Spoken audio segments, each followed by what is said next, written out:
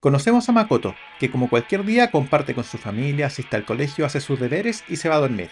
Pero en vez de soñar, se presenta frente a un dios llamado el Gran Tsukuyomi. En la mitología japonesa, Tsukuyomi es uno de los tres nobles hijos nacidos de Isagi.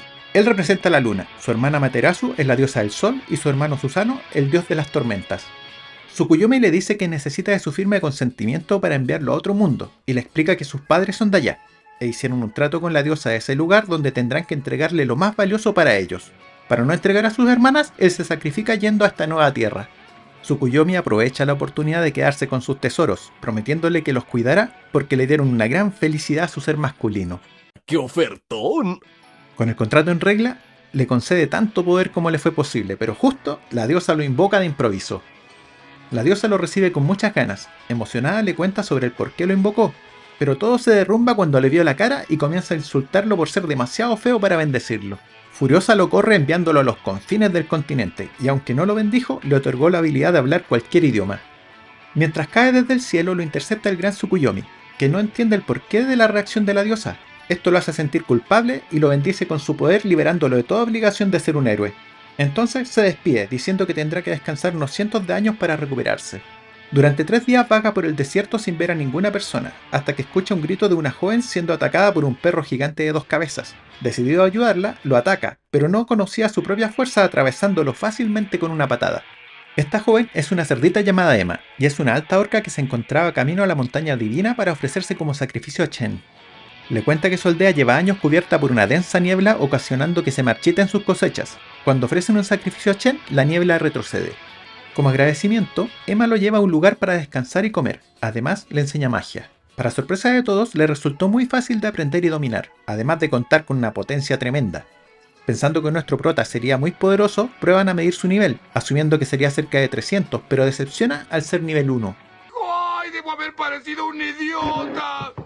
A la mañana siguiente, Makoto decide ir solo a hablar con ese tal Chen para ayudar a los orcos, el que resultó ser un gran dragón.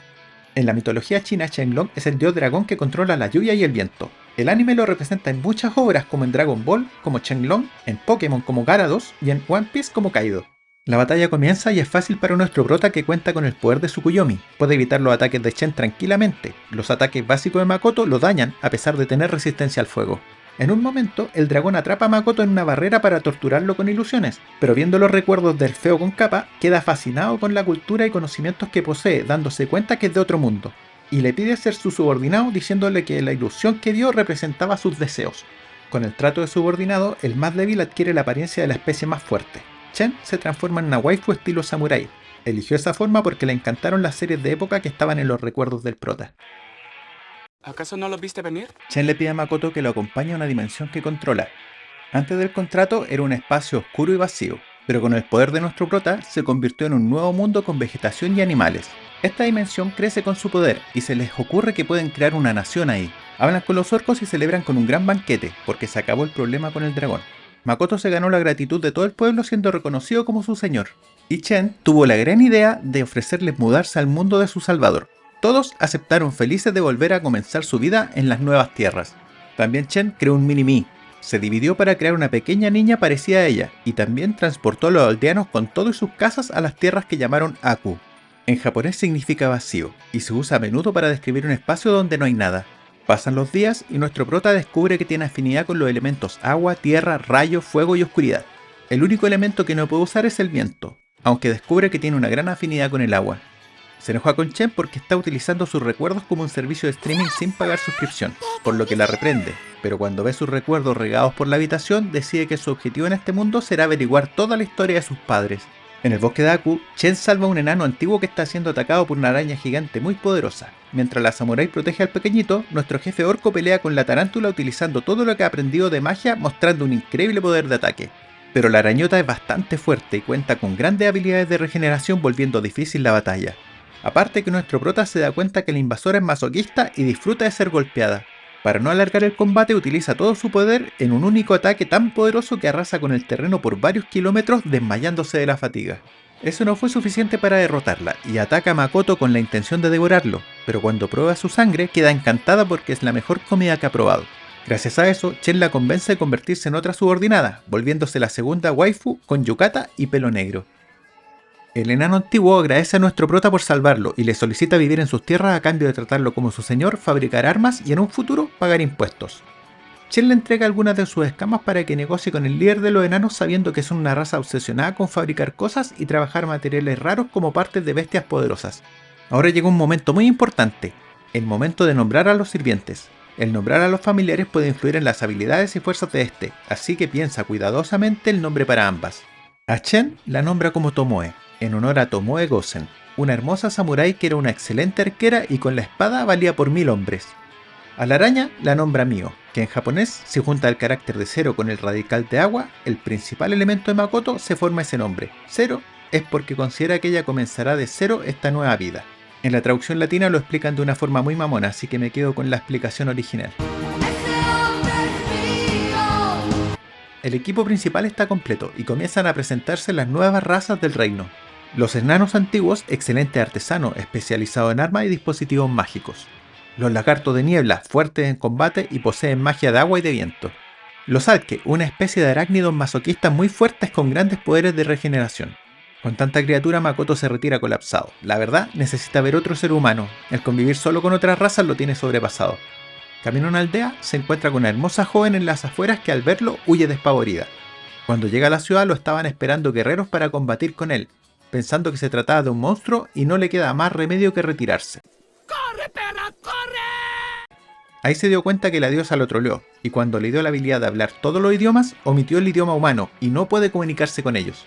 En casa le explican que no asustó a los humanos por ser terroríficamente feo, incluso para los orcos, sino que es debido principalmente a su poder mágico descontrolado. Esto quiere decir que cuando llegó al pueblo humano lo vieron como si llegase el rey demonio.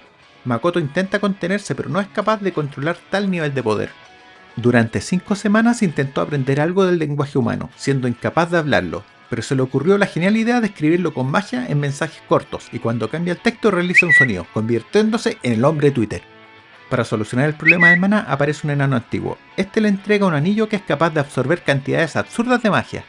Ahora ya está listo para conocer humanos por primera vez desde que llegó a este mundo, y no puede ser el hombre Twitter si no va vestido celeste, así que va con su ropa nueva.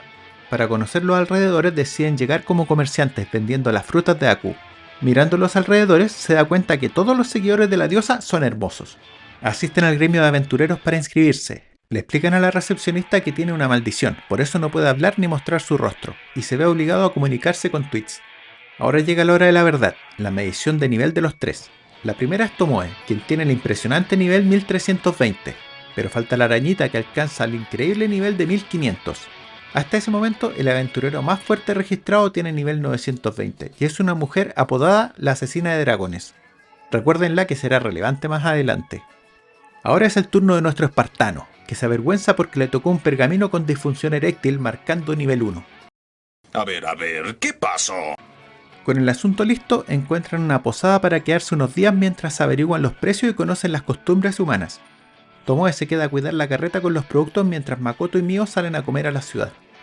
En la calle los aborda una niña llamada Rinon para pedirles ayuda. Viajaba con su hermana mayor, quien salió a buscar trabajo como aventurera y no ha vuelto en 30 días, se quedó sin dinero y no tiene dónde quedarse. Mientras tanto, Tomoe detiene a un grupo de bandidos que quería robar la mercancía, logrando capturar a uno para interrogarlo. El resto lo desvivió sin querer queriendo. Mientras revisan al capturado, se dan cuenta que claramente es una chica. Rinon le entrega a Makoto un retrato de su hermana, dándose cuenta que es igual a su crush. Revisan los recuerdos de la ladrona y descubren la guarida de los villanos donde Mio y Tomoe irán al rescate. Llegan rápidamente, la encuentran muy deteriorada. Mio la sana fácilmente comenzando el viaje de vuelta, pero los detiene el aventurero más fuerte de la ciudad quien está detrás de todo. No vale la pena presentarlos porque no son relevantes para el resto de la historia. Ofrece a las chicas unirse a ellos e insultan al joven amo Makoto, lo que provoca la ira de ellas y acaba a la banda sin mayor esfuerzo, destruyendo también el edificio. Además, rescatan al grupo de aventureros de la hermana. Por otro lado, Makoto se entera que Rinon está siendo presionada por unos matones y se preocupa de cuidarla mientras llegan las dos. Mio y Tomoe se ponen a discutir por quién derrotó a más enemigos, comenzando una batalla de poder que acabó con la ciudad completa. Si ya saben cómo me pongo, ¿para qué me invitan? Al día siguiente todo el grupo se dirige a la ciudad de Sige, pero antes llegan otro gremio de aventureros a informar que la ciudad fue destruida por un grupo de monstruos. Tomoe modificó los recuerdos de los aventureros para tener una coartada. En el gremio no tienen sus registros porque seguramente fue destruido antes de enviar la información y tendrán que registrarse en otra ciudad. Para no tener que pasar vergüenza otra vez, convence a Tomoe de entrenar para subir de nivel dejando el grupo temporalmente. Continúan su viaje a Sigue con el grupo de aventureros derrotando a todas las criaturas que aparecen en el camino. Todas son bastante fuertes para los estándares normales. Mira ese potencial. Ahí le dan buenas razones para recolectar los materiales mientras viajan. Ya en la ciudad solo se registra Makoto en el gremio, aceptando una misión de rango S. Mio esperará el regreso de Tomoe. Con todo listo, reparten los materiales y se despiden en una gran cena con todas las comidas que puedan desear. Allí nos presentan a los integrantes del grupo, quienes serán importantes más adelante. Ellos son Luisa, Hasal, Ranina y finalmente Toa. Al día siguiente viajan a Aku para ver cómo están las cosas. Cada raza se encarga de las tareas que mejor realizan. Los enanos aprovechan la oportunidad de mostrarle al joven amo las armaduras que hicieron para él. Ve un traje que le agrada y está hecho con la misma habilidad que su anillo. El traje es reversible. Si está rojo, potencia la velocidad. Y si es azul, potencia la defensa. De vuelta en la ciudad, Makoto asiste a completar la misión que aceptó en la compañía comercial Rembrandt.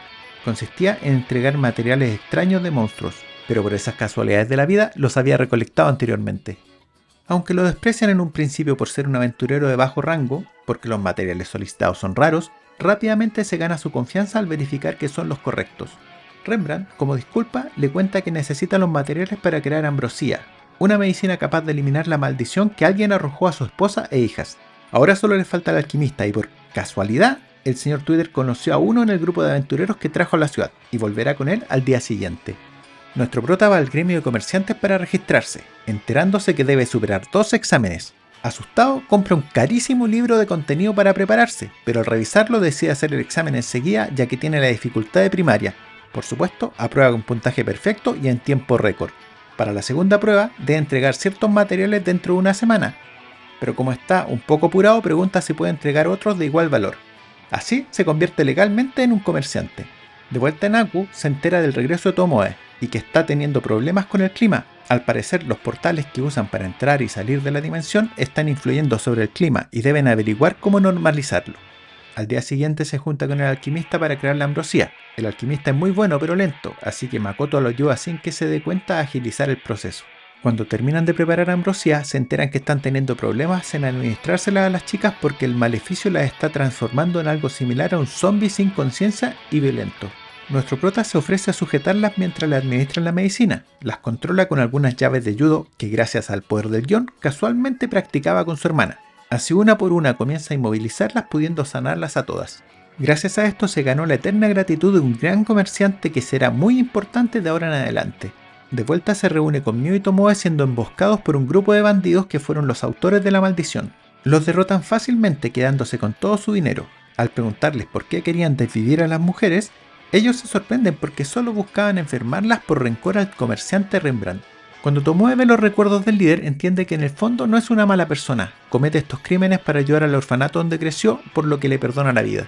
Arrepentido va a la casa de Rembrandt a disculparse y a explicar lo ocurrido. Decide dejar de ser un aventurero para siempre como castigo.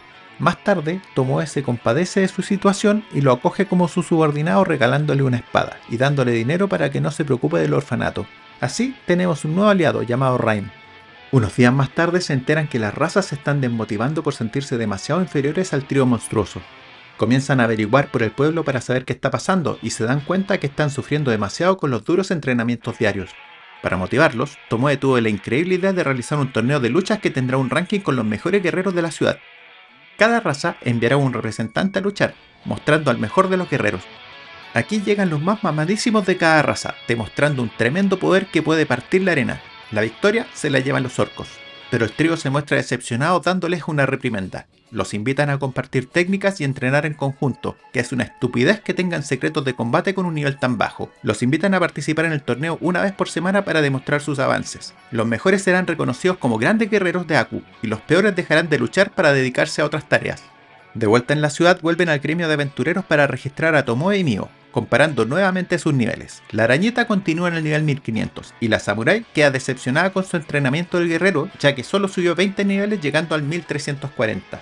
Le piden al grupo que entrene a algunos aventureros porque el gremio está escaso de personal fuerte, así que recomendó a su grupo consentido y Tomoe los entrenará. se lo toma muy en serio con entrenamientos durísimos, incluso pelear con bestias más fuertes que ellos, enseñándoles distintas estrategias de lucha. Cuando ya han mejorado un poco les impone una tarea final, que es una misión demasiado arriesgada para cualquier aventurero, dejándolos solos en el bosque y esperándolos en el gremio. A duras penas lo consiguen y llegan al gremio con la prueba de su victoria, convirtiéndose en un grupo muy respetado en la ciudad. Ahora Makoto decide poder producir ambrosía para tener en su tienda. Le encarga a Mio que investigue dónde encontrar la flor que es el ingrediente principal, pensando que está en el bosque cercano. Mientras él se encargará de los preparativos para abrir una tienda. Le pide ayuda a Rembrandt, quien lo ve como un gran competidor. Le recomienda abrir en otra ciudad que no pertenece a ningún país. Pasan los días y en Aku deciden realizar una celebración por la pronta apertura de su primera tienda. Cada habitante aprovecha la oportunidad de conversar con su señor, informando los avances de cada raza y cómo la ciudad está creciendo. También tienen preparada una ciudad para acoger a los aventureros y poder comerciar. A esta ciudad la nombran Ciudad Espejismo y buscan que los humanos y otras criaturas tengan un espacio común para convivir de forma pacífica. Ya más entrada la noche, están conversando las waifus cuando sienten que la vida de Makoto se desvanece. Asustadas corren en su búsqueda solo para darse cuenta que estaba practicando con el arco. Debo mencionar que nuestro prota, más que mago, más que luchador, en verdad es un kyudoka. El kyudo es el arte marcial japonés de tiro con arco y lo practicaba con su crutch. El problema es que nuestro prota no se da cuenta que al concentrarse y enviar su conciencia al objetivo es como si dejara de existir y renaciera cada vez. Eso es muy peligroso ya que podría desvivirse sin querer. Además, que cada vez que lo hace su cantidad máxima de mana aumenta de golpe. En este punto podría comenzar a compararse con el poder de la diosa de porquería. Una noche en la ciudad, Mio intenta asistir a Makoto con labores nocturnas, pero se hace el difícil saliendo a caminar por la ciudad. Sin darse cuenta, llega al barrio rojo donde lo aborda una profesional para ofrecer sus servicios, pero lo interceptan las chicas llevándoselo molestas. Le comienzan a reprochar por qué se busca una hembra sin considerarlas, así que intentan marcar su territorio por la fuerza. Pero de igual forma se logra escapar al reino de Aku, donde lo encuentra Emma en una posición vergonzosa. ¿Dónde está tu honor, basura? ¡Eres una completa vergüenza! Al día siguiente se hace el que no ha pasado nada e invita a Mio al bosque, ya que los informes dicen que están las flores de ambrosía, donde las defiende una raza de semi-humanos. En el bosque los sigue un grupo de aventureros hasta que encuentran las flores. Ahí aparecen dos semi-humanas de raza ogro del bosque, que intentan castigarlos por intentar robar sus flores. Cuando atacan salvan a los aventureros enviándolos a la ciudad de Espejismo y se convierten en los primeros visitantes. Comienza el enfrentamiento. Las ogros del bosque preparan un ataque de hielo, pero Mio anula su hechizo. Makoto aprovecha de destruir sus armas para poder hablar con ellas. Así conocemos a Aqua y Eris, quienes los guían a hablar con los jefes. La aldea está rodeada por una barrera que le resulta familiar a Makoto. Conversando con los jefes que no vale la pena presentarlos, deciden hacerle algunas preguntas y como disculpa le ofrecen un banquete. Mio utiliza sus poderes para averiguar sobre lo que está ocurriendo allí, interceptando una conversación telepática entre el hijo del jefe de la aldea y un demonio. Durante la cena, aparece un lich que estaba detrás de todo lo que ocurría y se presenta ante Makoto. Lo ataca con todo su poder, pero no le hace nada. Nuestro prota le da una lección de magia derrotándolo totalmente y se lo llevan para luego interrogarlo en Aku.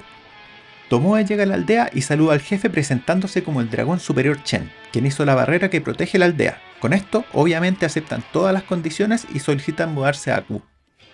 Interrogando al esqueleto, este les cuenta que era un humano y se convirtió en un lich investigando la forma de convertirse en un Grand, que es una especie de humano superior para así poder viajar entre mundos ya que odia a la diosa de porquería.